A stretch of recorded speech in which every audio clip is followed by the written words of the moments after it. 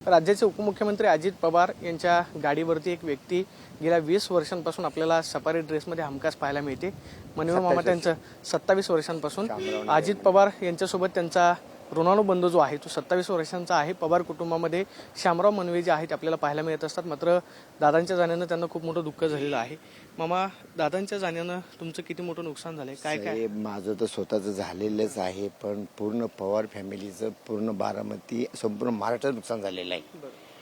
आणि ही जी झालं नुकसान हे भरून न येणार नुकसान झालेलं आहे। आणि असं कधी ध्यानमध्ये वाटलं नव्हतं की असे जातील अचानक म्हणून। सकाळी 7:30ला आमची भेट झाली सकाळी, की दादा म्हणले तू पुण्याला ये म्हणून। आपण नंतर पुढे मी येतो तिकडून, आणि नंतर 85 मिनिटांमध्ये हे कळलं की असं असं घडलेलं म्हणून। आपण कानविश्वासही बसलेला नाही आपल्या।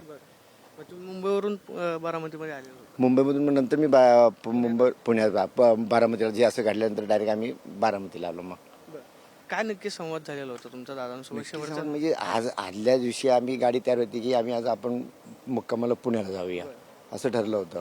पण त्याच्यानंतर दादा मीटिंग वाढल्यामुळे दादा म्हणले आता उद्या सकाळी मी विमानानं जातो उद्या म्हणले।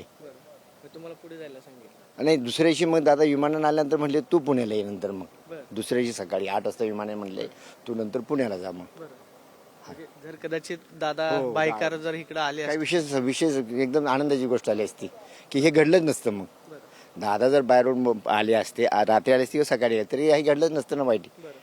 ते आहे मोठं दुःख झालेलं सगळ्यांना। पाहतोय की हे होते श्यामराव मनवे, ते सांगतात की दादांच्या जाण्यानं खूप मोठं दुःख जे आहे ते झालेलं आहे। मनवे परिवाराचं नुकसान झालं अशी प्रतिक्रिया श्यामराव मनवेंनी दिल्याच पाहायला मिळते। Camera person Krishna Sonavi, Pradeep Kapse, TV9 Marathi, Baramati.